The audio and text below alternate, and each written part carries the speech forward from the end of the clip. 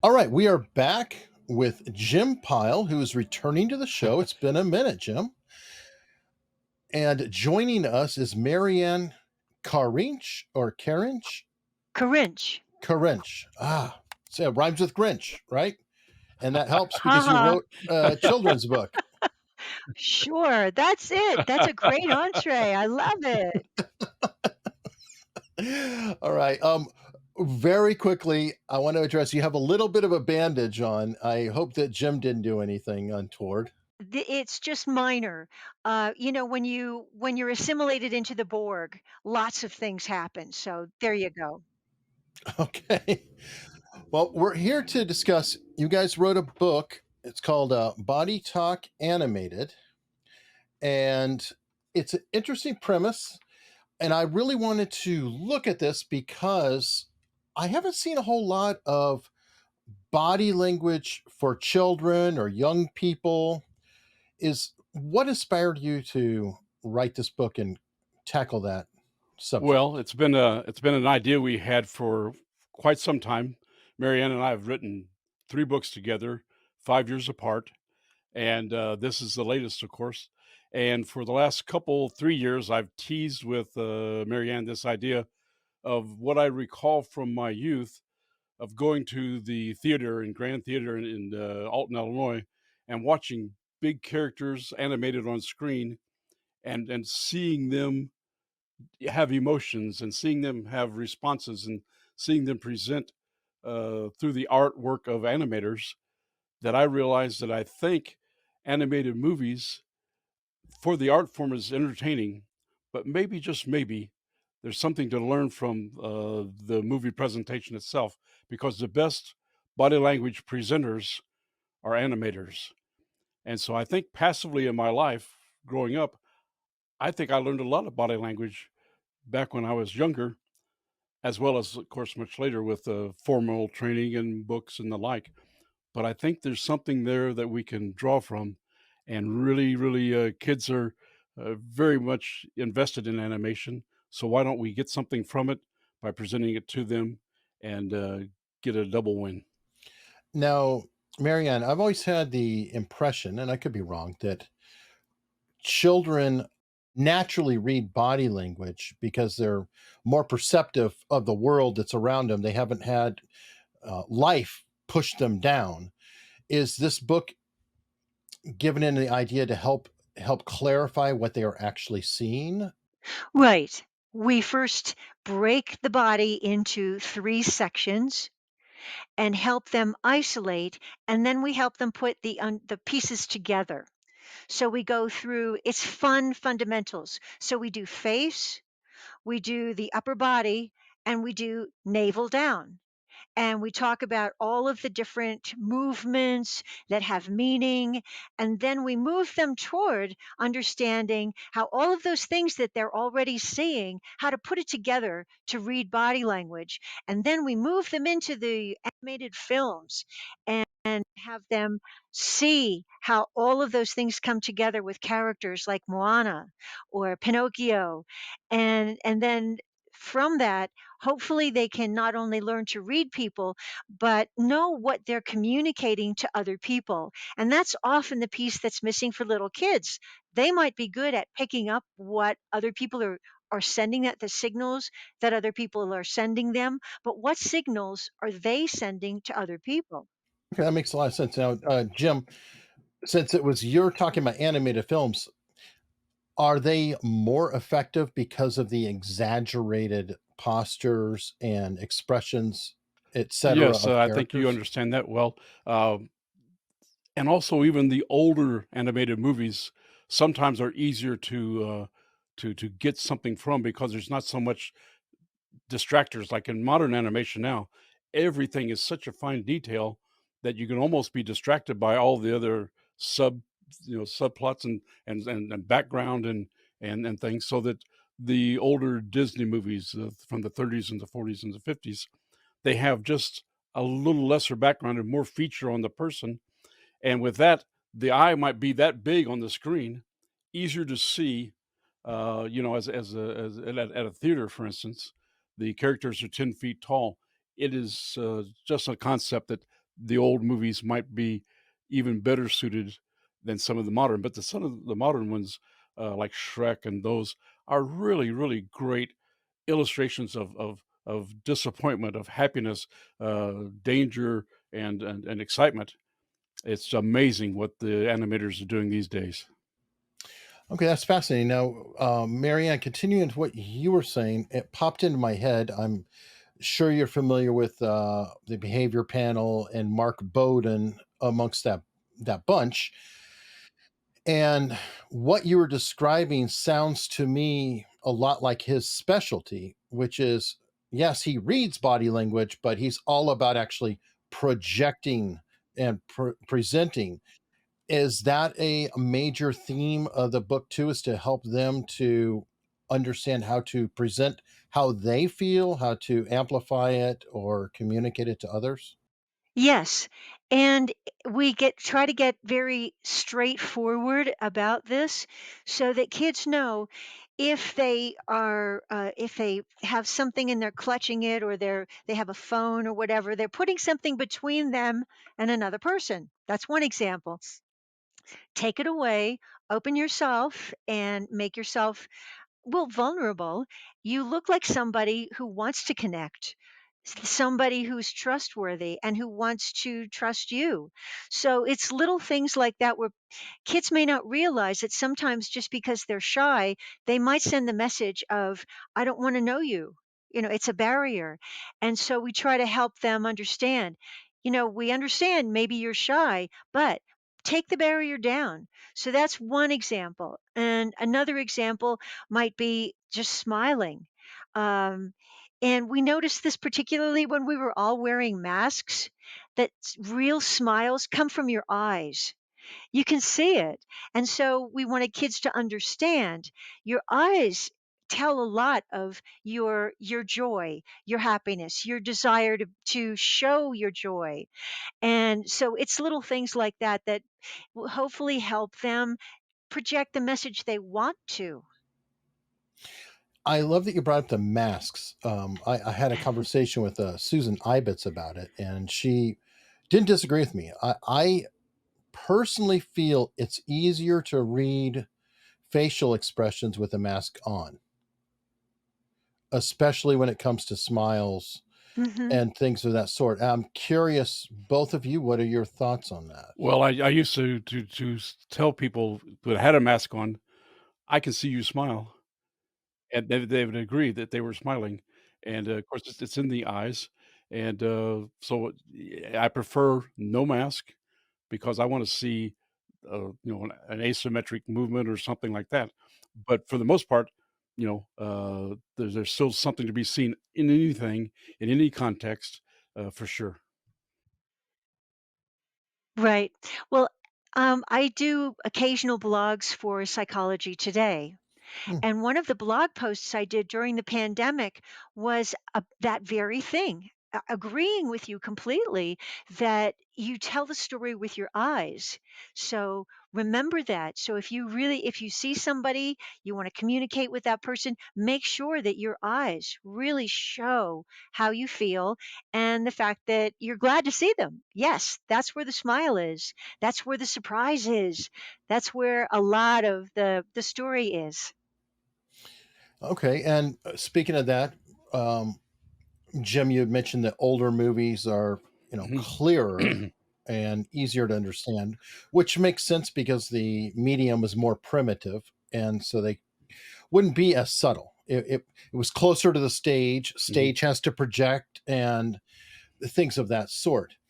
Would you recommend that as kids go along, they can go into the newer and newer animations that make it more difficult to kind of help their ability in picking things up? Sort of like a advanced Yeah, yeah, for animation sure. course. Not to exclude any animation, because there's something from every animated commercial, an animated short, and even current animated movies. There's something everywhere in those, and some of the ways to look at modern animated movies is to maybe just isolate. Say, okay, we're going to watch this movie. I'm going to pay attention to eyes and let that be a focus. We're going to pay attention to hands, and or watch it two or three times with those focuses, so that and of course in the book we talk about animation isolation, and one of the big facets of that is to watch an animated movie and or as much as you'd like of an animated movie with the sound off and see it like the deaf community would see it, because they're the best body language readers on the planet. They have to be. So if you watch the movie with no sound, you'll see things that you wouldn't be paying attention to otherwise, because you're distracted maybe by the audio or the music or that kind of thing. So then also watch the movie again one more time, but don't watch it at all, but just listen to the movie. Turn the screen away, cover it up, and listen to the movie, because who's the best listeners on the planet? The blind. They will hear what we don't hear. And I promise you this, that if you do those two things with a movie and watch it again after you've done those, you'll see things you didn't see and hear things you didn't hear before, and you'll get the most out of that, and you can apply that uh, to everyday presentation and reading. Now, I would actually argue that that's effective for adults too, and adult movies, and really just about any movie or reality TV, right? This is stuff we want to read and know too, and it's directed to young people, but everybody can benefit from that exercise. Hmm. Okay, and Maryann, you've written a lot of books because we know about three here with Jim, but I think you have another 10 that you've written or so with Greg Hartley. Greg I've lost Hartley. count. Hmm. So Right. there's 13. So obviously we're getting to the communication aspect. Am I correct to say that there are not a lot of extreme entry level books such as this for adults, even that they may get something out of it? Right. I think that we have a unique way of expressing how to understand body language and use it.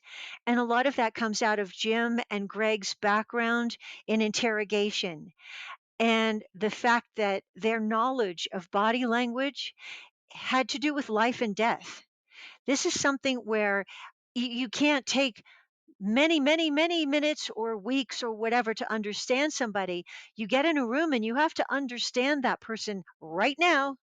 And so the techniques that we teach have more to do with that immediacy, that urgency of understanding. And in that sense, it's different from a lot of other things that are out there. Also, that comes into play with the children, because one of the things that they face is bullying. Another is, threat from a stranger. And so the ability to ascertain what's going on quickly is very important for them. They need to know what signs to pick up on to find out whether or not they should run and get an adult, or just, leave the situation, or how they should respond. So, what Jim and Greg know and what they've taught me really translates well for the kids, to give them a sense of make your choice now. Read it, go, do it, follow it. Okay, on that note, Jim, are you providing guidance of any kind as far as if they see this behavior, what they should or should not do? Because nothing is pure and body language is very subjective still, and they could read cues But if incorrectly. they recuse, they don't read it correctly, no harm has come. If they read it incorrectly, Mhm. Mhm. there's potential harm.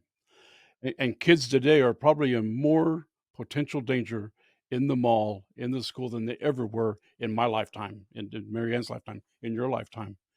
And we want them to be able to see their world as 360, not stay in the screens, keep their world open and observe their world.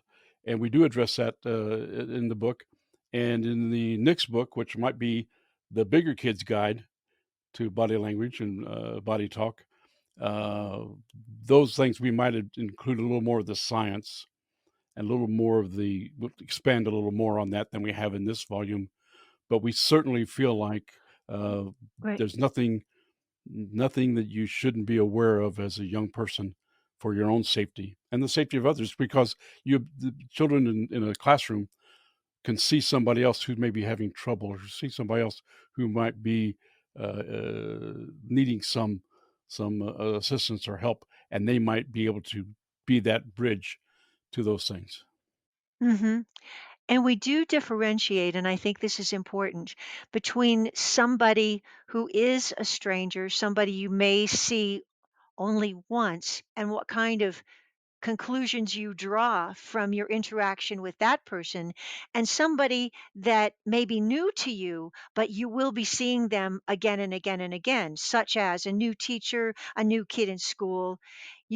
And we tell them first impressions with that person that you're going to see again and again and again, that may change. So your judgment at that moment in that first interaction may not be valid. So hold on, you know, that just wait until you see the person again the next day or the next week. But for a stranger, you have to, as Jim said, better to err on the side of caution. Hmm. And what do you recommend? Do you give them concrete steps like go to your parent, go to a teacher, go to an authority, And go and to whatever if they feel and weird also about move off something? X, leave, leave. That's the first. Hmm. Yeah, that's the first thing Leave. because that's what you can do immediately. Then go where people are, like you're in the mall. Make sure you talk to your parents about it. Talk to a teacher, a counselor, those kind of things. Those are all advised. What premise am I missing right now that is in the book that you definitely want people to know? Well, Eric, I don't know that you're missing much of anything, but we'll try to think of something.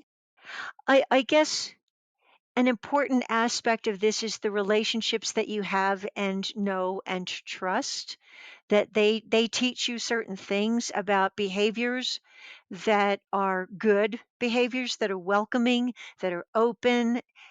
And when you see something that runs in contrast to what you know means safety and trust, then red alerts go off. Okay, and Jim, you mentioned bullying. I believe it was you who said the bullying aspect of it. Are you giving different guidance in terms of from whom the behavior is? I think that Maryann, you mentioned, somebody that you're going to see day after day after day or whatever. Do you cover some of those aspects? And let me just throw out an example off my head. Like if somebody is acting upset or sad about something, what would be a possible way to approach them or to project your own body language to communicate? Am I completely off We may center not here, have or that is that something addressed you go into? exactly like that, but and we may not have addressed that as completely as you're suggesting. But certainly, it's a part of what we have, and we have to be careful not to become liable for some missteps, so that it's more suggestions than directions, and things to ponder and to think and learn, as opposed to do this, this, this, and this. Right. It's not prescriptive in that sense. Okay, could you give me an example, of what you might have, or something you would describe and how you would suggest it? Well, okay, we're observing a person, we're a young person, and a person's come up to us Sure. face to face. That should alert us right away that we need to assess the situation. And if their facial expressions, squinting and looking and breathing in, those are cautionary things. Uh, if somebody turns and becomes what we call bladed, where they turn half body, they're a half a target in a fight. But if they turn, that might be an indicator that something's changed in what's, and maybe that's a pre-violence kind of thing. But not so specific. But Right. You don't say pre-violence and bladed, well, I we hope. we didn't use that term, N- no. not But bladed. we No, no. Mary and I talked about, this subject quite a bit, so I might Mhm. be, you know, recalling there, No, I understand. but no, it's an area that in the next book, if we can do that, we will spend more time to, work with that. Gavin Stone is doing in the Great Britain a bullying 1 day session, and I hope to uh, draw from him when I go to London next month excuse me, and maybe talk with him about that, and see if maybe he would be interested to contribute to uh, some of the work we do after this. Well, I've Hmm. had Gavin on a Yeah, bunch. yeah. I'm sure he's probably going to be very interested. Well, this is also where animation can come into play. We don't need to be specific about what you might do if there's a bullying situation, but we could point to a movie, you know, like The Bad Guys, for example, and we could say, "Well, here's a moment in The Bad Guys," and and invite an analysis of that. Say, "Well, here's what we saw. Now, what did you see?" Interesting. You said something that just popped another idea in my head, and you said comes into play. Well, is the book, does it cover possible play? Like these are fun things that you can do to see what's going on or anything like that? Oh, sure. We have family exercises and individual Hmm. exercises, things that kids do with their friends that to learn body language. And one of the really fun things that I think that Jim and I worked out was we have kids go through a series of exercises that involves taking selfies or pictures of their friends, and then they can put their own body language book together on the basis of that. So at each section has exercises that if they just take a minute or less than a minute and record what their faces are doing or what their friends' bodies are doing, whatever, they can put their own album together and have their own body language book. And in addition, take old family pictures, maybe pictures that you're in yourself, Mhm. open up and look and say, Hmm. "What was I thinking? Why did I look like that?" Yeah, right, You know? And right. What was I and thinking? so Right. it becomes body language awareness in pictures, in movies, TV shows, uh, in real life, and it takes them to real life every day. And I think, just like myself, I cannot assess body language. I cannot stop doing it. It's something I do. We all see at the speed of sight, and body language communicates right away. And so I do it everywhere, and we want them to be more aware. And I think that they tell us that that's how it is too. They're more aware. Well, perfect. And I think that's a fantastic place to wrap up. Where can people find out more? I will have a link to the book on Amazon, at least, in the description below. Is there somewhere that people can find you? Maryann, you go ahead. Oh, sure. Well, my name is my email address, Maryann@Karinch.com. That's pretty simple. If you know my name, you can find me. And as far as the book is concerned, that is available all over the world in English. It's available through Independence. It's available through Books a Million, Barnes and Noble. You know, you name it. Target, probably, yeah, any place like that. And if you don't see it on the shelf, you can ask the manager of the store because it'll be in the inventory. It's distributed all over.